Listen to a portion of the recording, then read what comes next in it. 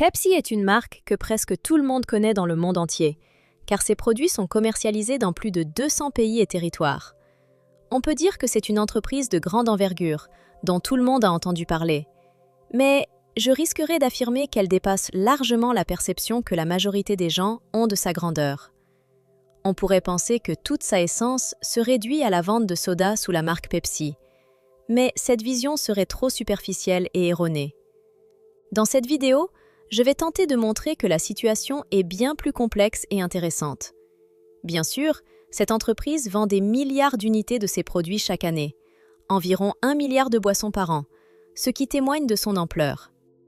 Cependant, le volume des ventes n'est pas le seul indicateur de sa puissance. En réalité, PepsiCo possède un portefeuille composé de 23 marques distinctes, dont la majorité sont également commercialisées chaque année à des dizaines de millions, voire des centaines de millions d'unités. Au total, ces marques génèrent pour l'entreprise plus de 70 milliards de dollars de revenus en une seule année, ce qui est comparable à la taille de nombreuses plus grandes sociétés.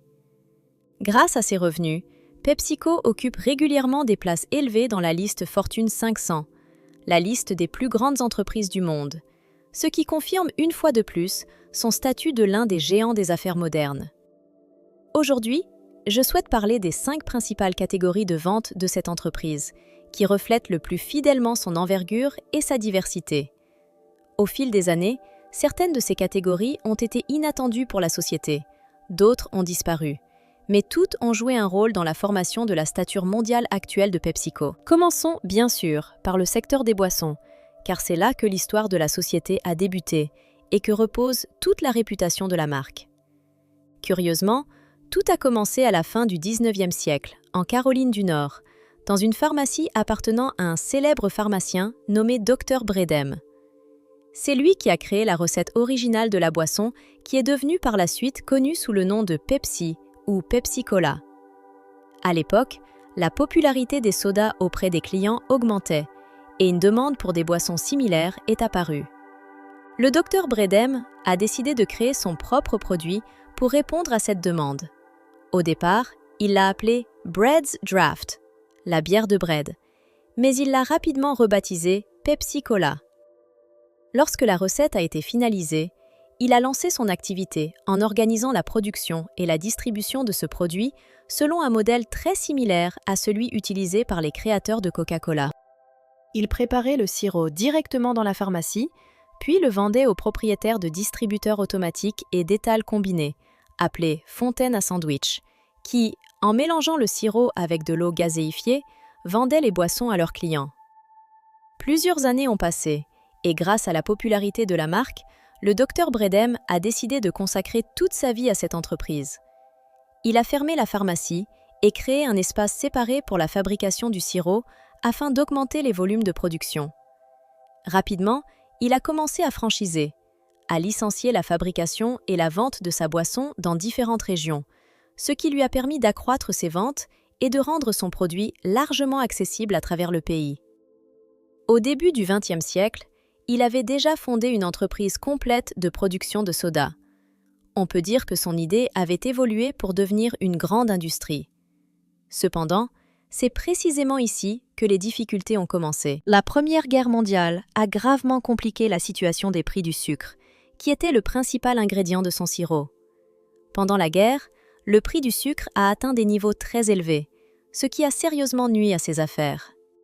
Dans un contexte de mesures de rationalisation des ressources et d'économie obligatoire, les fournisseurs ont commencé à limiter plus facilement leurs stocks ou à augmenter leurs prix. Le Dr Bredem, confronté à cela, a décidé d'acheter d'importantes quantités de sucre à des prix élevés, craignant une nouvelle hausse. Mais, étonnamment, après la fin de la guerre, les prix de ce produit ont rapidement chuté. Ils ont diminué d'environ 10% par rapport à leur pic. En conséquence, il a été contraint de dépenser énormément d'argent en achetant du sucre à des prix élevés, se retrouvant en perte. Son histoire s'est avérée très triste.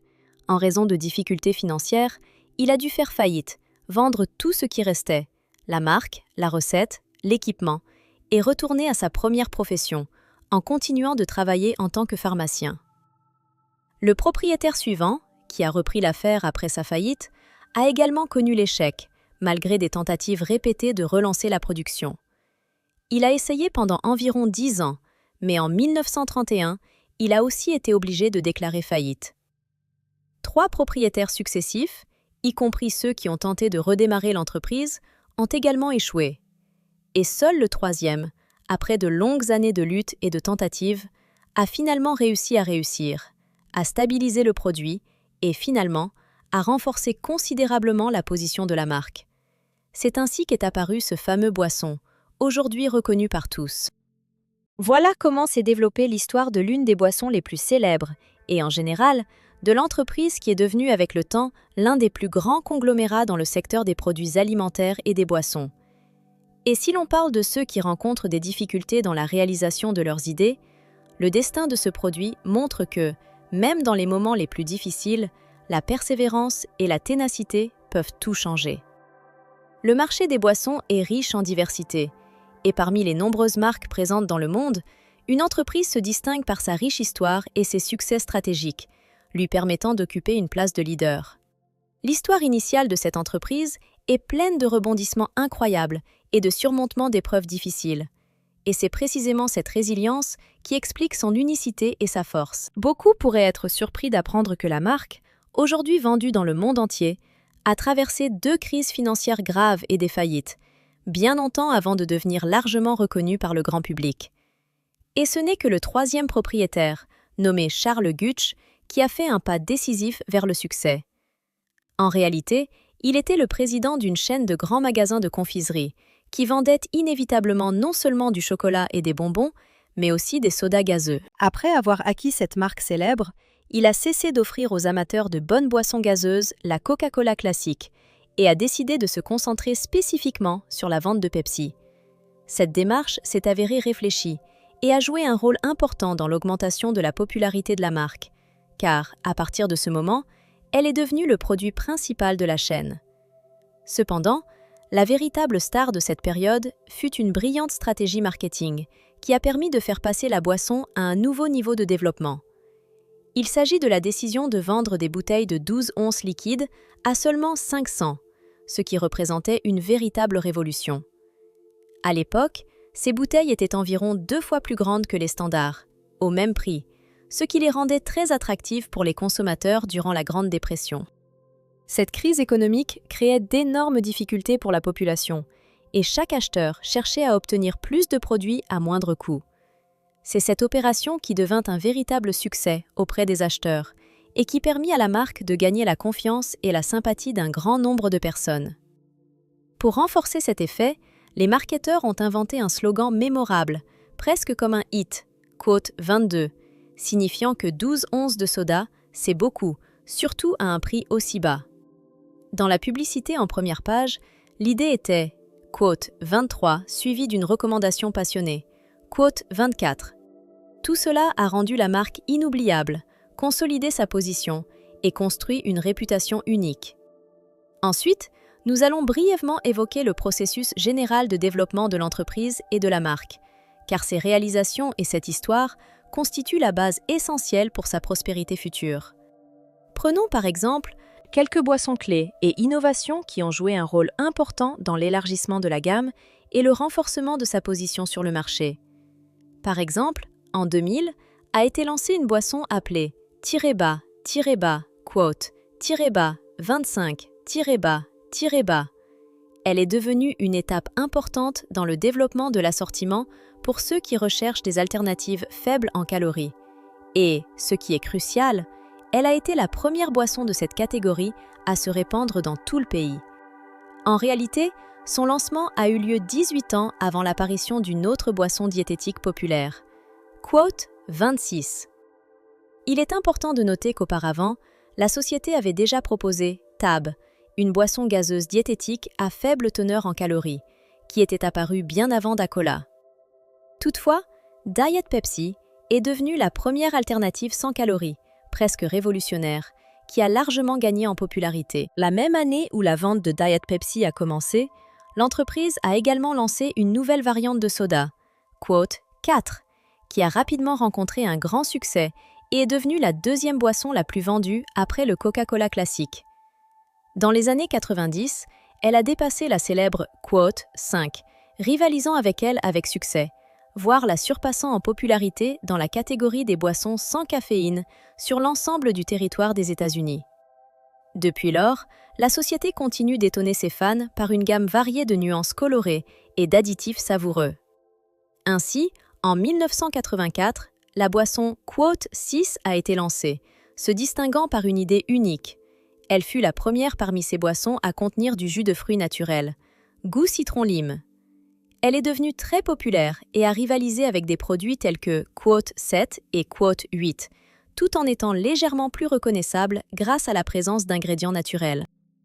Il convient de noter que Slice a été un produit très réussi, mais que sa série a été abandonnée avec le temps. À sa place est apparu un autre soda aux fruits, qui occupe aujourd'hui une place dans le segment des boissons naturelles et rafraîchissantes. Sierra Mist, apparu en 2003. Il est devenu un moyen beaucoup plus populaire pour ceux qui recherchent des boissons légères et rafraîchissantes, sans additifs artificiels. Durant cette même période, la société a acquis Mago, l'une des marques populaires de bière de racine, qui se distingue des autres grâce à son image de marque et à un design caractéristique, notamment une image mignonne d'un chien sur l'étiquette, ce qui suscite une sympathie particulière chez les amateurs de cette boisson. En 1997, la société a élargi son assortiment en lançant la marque Quote 12, qui est rapidement devenu le produit d'eau embouteillé le plus vendu dans le pays, remportant la confiance des consommateurs grâce à sa qualité et sa pureté. Ce succès a préparé le terrain pour d'autres grandes acquisitions. Vers 2000, la société a acheté la société de distribution Quote 13 pour un montant de 3,3 milliards de dollars, ce qui à l'époque représentait sa plus grande acquisition. Cette étape a placé Quote 14 en tête des ventes de jus de fruits et de boissons à l'échelle nationale, surpassant même un géant comme Quote 15, propriété de Quote-16, ce qui a offert un puissant stimulus pour le développement futur et le renforcement de ses positions dans le segment des boissons. Enfin, en 2007, la marque Quote 17 a élargi sa gamme de jus en acquérant une nouvelle marque appelée Quote 18, qui se distinguait par sa qualité et sa naturalité, attirant ainsi les adeptes d'un mode de vie sain. Cependant, en août 2021, il a été annoncé la décision de vendre l'ensemble de ce segment tout en conservant une participation de 39% dans la coentreprise qui sera créée après la vente. Déjà en 2020, la société a réalisé une opération importante en achetant la célèbre marque de boissons énergisantes Rockstar pour une somme équivalente à 3 milliards de dollars, ce qui témoigne de la volonté de l'entreprise de maintenir sa position de leader dans tous les segments du marché des boissons et de donner aux nouveaux produits le développement nécessaire. Ainsi, après avoir traversé des périodes difficiles et plusieurs crises, l'entreprise a non seulement survécu et conservé ses positions, mais elle est également devenue l'un des acteurs les plus importants et influents sur le marché mondial des boissons, en élargissant constamment sa gamme, en lançant de nouveaux produits et en créant des solutions innovantes capables d'attirer des clients de tous âges et de tous intérêts. Actuellement, l'entreprise dispose d'un contrat de distribution avec certains partenaires, signé encore en 1991, qui, au fil des années, ont acquis des volumes d'affaires suffisamment importants pour l'intégrer complètement dans leurs activités. La dernière opération concerne l'acquisition de tout ce portefeuille, ce qui constitue une étape importante dans l'élargissement de leur gamme de produits, notamment dans le domaine des boissons énergisantes sous la marque Mountain Dew, qui complète activement l'assortiment créé par l'entreprise dans le but de renforcer ses positions sur le marché des boissons énergétiques. En ce qui concerne les stratégies de distribution et de partenariat déployées au fil des années, il convient de souligner que Pepsi a à plusieurs reprises conclu divers accords, sous forme d'alliances stratégiques ou de co-entreprises, afin de renforcer ses positions dans les segments du marketing, de la distribution et de la production. Parmi leurs partenaires figurent des marques reconnues telles que Quote 29, Quote 30, Quote 31, ainsi que les boissons de la marque Quote 32, présentes dans la plupart des magasins. Ensemble, toutes ces boissons occupent une part importante du marché, représentant environ 45% du volume total des ventes de la société, ce qui équivaut à environ 30 milliards de dollars. Cela en fait une partie très importante des activités, même si cette part ne représente pas encore la moitié du volume global. Les 55% restants se répartissent entre d'autres catégories principales de produits. Après les boissons, les aliments sont la deuxième catégorie en importance, dans laquelle le segment des collations occupe la plus grande part. Dans ce secteur, la marque Quote 33 se distingue particulièrement en tant qu'acteur clé du marché. Cette branche d'activité est bien plus vaste qu'il n'y paraît à première vue et comprend de nombreux produits populaires que l'on trouve dans les rayons de snacks dans les magasins du monde entier. Parmi leur gamme figurent des noms très connus tels que Quote 34, Quote 35, Quote 36, Quote 37 et même Quote 38. L'histoire de la création de Frito-Lay remonte à l'année 1961, lorsque ces deux entreprises distinctes, spécialisées dans la fabrication de chips et de snacks, ont décidé de fusionner afin de renforcer leur position sur le marché. Outre des marques évidentes telles que Quote 40, l'entreprise produisait également des collations populaires sous les marques Cheetos, Ruffles et Rolled Gold. 4 ans seulement après la fusion, en 1965, Frito-Lay a rejoint le géant des boissons, la société Pepsi-Cola, et cette transaction a définitivement consolidé la création de ce qui est aujourd'hui connu sous le nom de Quote 95. Au départ, les deux entreprises avaient des objectifs différents. Quote 86 souhaitait se développer et diversifier ses activités, tandis que Quote 87 pensait que l'union aiderait à renforcer leur position internationale. Cependant, la raison la plus importante de cette collaboration résidait probablement dans le fait que leurs produits se complétaient parfaitement. Les snacks et les boissons constituent une union classique permettant d'associer habilement snacks salés et boissons rafraîchissantes, ce qui, selon eux, favoriserait l'efficacité du marketing pour chacun d'eux et stimulerait leur vente conjointe. Néanmoins, à cette époque, les autorités antitrust craignaient l'émergence d'un monopole et d'avantages déloyaux, et il leur était interdit, au XXe siècle, de lancer des campagnes publicitaires conjointes reliant ces marques de produits. Cependant, en 1999, la société a élaboré une stratégie astucieuse. Elle a lancé une initiative convainquant les grands magasins alimentaires à placer des sodas sucrés à proximité d'un large choix de snacks, ce qui constitue une méthode indirecte pour stimuler la vente des deux types de produits et accroître la notoriété des marques. Actuellement, Quote 48 représente environ 26% du chiffre d'affaires total de la société en Amérique du Nord, avec une part dans le bénéfice opérationnel atteignant 46%, ce qui témoigne de la grande rentabilité de ce segment. On peut observer que c'est précisément par la vente de snacks que Quote 49 réalise la majorité de ses profits, plus que par la vente de boissons. Le reste des revenus provient d'autres catégories de produits alimentaires destinés aux consommateurs. Dans ce domaine, il s'agit la plupart du temps de produits fabriqués et distribués sous des marques souvent peu visibles pour les consommateurs, dont la majorité sont apparus après l'acquisition par Quote 50 en 2001. La plus importante acquisition de cette période fut l'achat d'environ 14 milliards de dollars de la société Quote 51. Cet événement a permis à la société de prendre une position significative sur le marché du petit déjeuner, puisqu'au cours de cette acquisition, leur portefeuille a inclus des produits populaires tels que les flocons d'avoine, les marques Quote 52 et Quote 53, ainsi que divers sirops et mélanges pour la fabrication de gaufres et de crêpes. Ainsi, l'entreprise a considérablement renforcé son rôle dans la production et la commercialisation de petits déjeuners et de produits similaires, en élargissant la gamme de ses produits et en consolidant sa position sur le marché. Au fil du temps, elle a évolué d'une société initialement spécialisée dans la fabrication de boissons pour connaître d'importants changements et étendre ses activités par le biais d'acquisitions stratégiques. Par la suite, elle a été renommée et elle compte désormais de nombreuses autres marques, parmi lesquelles se distingue particulièrement la marque appelée Quote 54. Cependant, le motif le plus important pour cette opération majeure était l'inclusion dans son portefeuille de la marque Gatorade, l'une des plus grandes et des plus reconnues dans le secteur des boissons destinées à la consommation en version non gazeuse, c'est-à-dire sans bulles. Ce segment était considéré comme prometteur, car le marché des boissons sans gaz connaissait une croissance rapide et une forte demande. Dans cette catégorie, Gatorade occupait une position de leader et son acquisition représentait une étape stratégique visant à renforcer la place de la société sur un marché en plein développement. Plus largement, la majorité de ce segment en croissance pouvait prétendre au statut des grandes marques de boissons non gazeuses. Aujourd'hui, la majorité des produits de cette entreprise sont des boissons, des encas et des produits pour le petit déjeuner.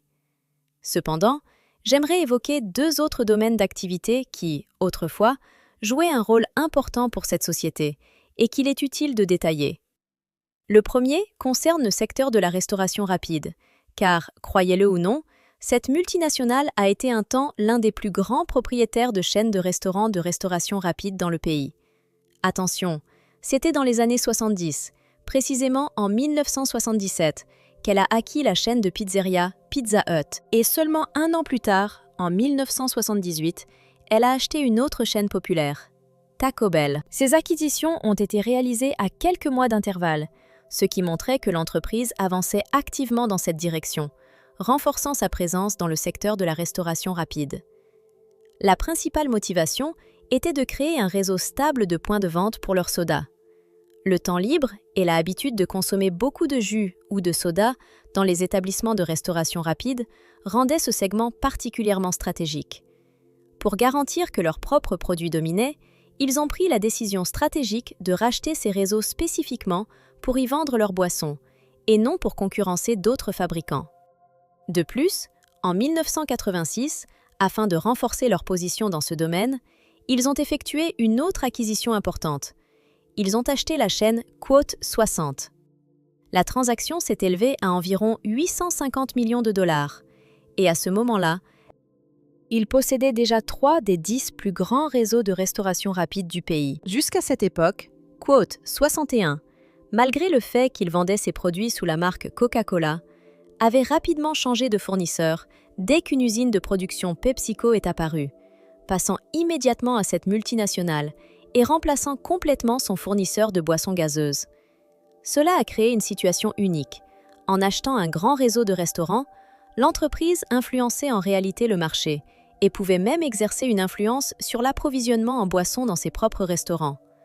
Par exemple, si le réseau Popeyes, qui était en concurrence avec KFC, avait commencé à vendre Pepsi, il aurait ainsi favorisé son concurrent direct. La société se trouvait dans une position assez étrange. Possédant plusieurs réseaux de restauration majeurs, elle se retrouvait simultanément dans une situation incompatible avec sa stratégie principale de promotion de ses propres boissons. À la fin des années 1990, c'est-à-dire en 1997, la société comptait environ 29 000 points de vente répartis sur tout le territoire du pays. C'était une réalisation notable, même si une telle échelle nécessitait une gestion constante et une attention soutenue, surtout compte tenu de la forte concurrence dans le secteur de la restauration rapide. Ce secteur se caractérisait par une compétition féroce et des changements permanents, nouvelles tendances, apparition de nouvelles marques, renouvellement des menus et des stratégies de marketing. Tout cela rendait le marché très dynamique. Conscient de cela, la direction de l'entreprise a pris une décision stratégique: abandonner le segment de la restauration rapide pour se concentrer sur d'autres domaines d'activité, car la gestion de ce secteur s'était avérée trop dispersante et incompatible avec leurs objectifs principaux. De plus, malgré les avantages évidents de posséder un grand réseau de restaurants, l'entreprise a constaté que sa présence dans ce secteur commençait à gêner ses activités principales. Plus elle possédait de restaurants, plus il devenait difficile de maintenir une norme unifiée de qualité et de promotion des boissons. Par ailleurs, en possédant un vaste réseau, tout en influençant les préférences alimentaires de ses clients via d'autres restaurants, elle se retrouvait comme piégée dans un cercle fermé, où des contradictions complexes empêchaient la pleine réalisation de leur stratégie de développement. Finalement, à la fin des années 1990, une décision définitive a été prise: se retirer progressivement du secteur de la restauration rapide, en le limitant à un cadre plus restreint, afin de concentrer toutes les forces et ressources sur leurs axes principaux et ne pas disperser leurs efforts sur des activités moins prioritaires. Pendant longtemps, Pepsi est restée l'une des marques les plus grandes et reconnues dans le monde, une histoire pleine d'événements inhabituels et parfois inattendus, survenus à diverses périodes.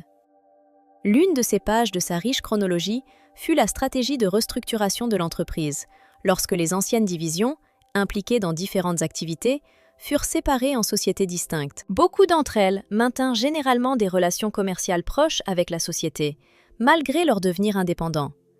Ce phénomène est caractéristique des grandes entreprises qui, en tentant de se concentrer sur leur activité principale, la fabrication de boissons et de produits alimentaires, conservent des liens étroits et d'éventuels partenariats avec de petites firmes, sans rompre complètement leurs contacts. Au cours des dernières décennies, cette stratégie est restée pratiquement inchangée. L'entreprise se concentra sur son activité principale, tandis que les autres entreprises, peu ou pas liées, regroupées sous la catégorie dite « autres », furent soit vendues, soit transférées à une gestion autonome. Cette approche permettait à Pepsi de concentrer ses ressources et de développer ses actifs principaux, tout en conservant des relations commerciales avec de nombreuses entreprises restantes. En plongeant dans cette histoire riche et parfois surprenante, impossible de ne pas évoquer un chapitre assez curieux, relatif au début des années 70. C'est à cette période, vers 1975, que se produisit un événement étonnant dans la vie de Pepsi. Pour la première fois de son histoire, la société décida d'étendre ses activités au-delà du secteur des boissons et de l'alimentation. Cette décision surprit beaucoup, car jusqu'à alors, elle se concentrait exclusivement sur la conception, la fabrication et la promotion de sa célèbre cola et d'autres boissons similaires. Et voici qu'elle fit soudain le choix de se diversifier en acquérant des entreprises dans des secteurs totalement différents. Parmi ces acquisitions, figura l'achat d'une société de transport nommée North American Van Lines, une entreprise spécialisée dans le déménagement et le transport, ainsi que l'achat d'une entreprise manufacturière produisant des articles de sport, Wilson. Cette décision peut en fait être qualifiée de très contestable et certainement pas tout à fait réfléchie, car ces acquisitions apparaissent comme une tentative de s'orienter vers des secteurs périphériques, sans lien direct avec le cœur de métier de Pepsi. À l'époque, si l'on y réfléchit, ces étapes semblaient plutôt expérimentales qu'un choix stratégique avisé. Cependant, il existe une anecdote fascinante qui suscite l'intérêt de tous ceux qui étudient attentivement l'histoire de l'entreprise. En l'espace d'environ 4 ans, vers le milieu des années 1980, il y eut un retour à une focalisation exclusive sur le cœur de métier, la production de boissons et de produits alimentaires. Et cette décision, en somme, mit fin à une période de démarches étranges et, selon de nombreux analystes, un peu infondées, d'expansion qui, par la suite, peut être considérée comme une expérience, et prit fin avec le retour à un modèle de fonctionnement classique, bien connu du consommateur. Aujourd'hui, beaucoup se demandent si la société Pepsi dépasse vraiment, par son envergure, tout ce à quoi elle est généralement associée. Dans ce contexte, une petite doute apparaît, car la majorité des gens sont probablement convaincus que l'activité principale de la marque est liée exclusivement aux boissons non alcoolisées, aux confiseries, aux restaurants de restauration rapide et aux équipements sportifs. Cependant, tout cela n'est qu'une partie de l'histoire. Une histoire qui paraît étonnante et, par endroits, presque féerique. Elle recèle de nombreux moments intéressants et tournants du destin, dissimulant derrière eux une multitude d'éléments surprenants. Je suis heureux d'avoir l'opportunité d'en parler, car ces histoires rendent la société Pepsi encore plus intrigante à étudier. En réalité, il existe une quantité énorme de possibilités et de sujets pour les prochaines vidéos, liés à ce que j'ai déjà mentionné dans cette narration. L'histoire de Coca-Cola, les nombreux restaurants de restauration rapide sous lesquels se cachent d'énormes réseaux, ainsi que la société Quaker, qui pourrait également faire l'objet d'un sujet intéressant pour une publication séparée. Je serais donc ravie si vous partagez vos souhaits et pensées. Si vous souhaitez en apprendre davantage sur certains aspects de cette histoire fascinante ou sur toute autre question liée à Pepsi et à son destin multiple. Pour conclure, je tiens à vous remercier pour votre attention et votre intérêt pour cette histoire. Je serai heureux de continuer à raconter de nombreux faits et événements inattendus liés à cette grande marque mondiale.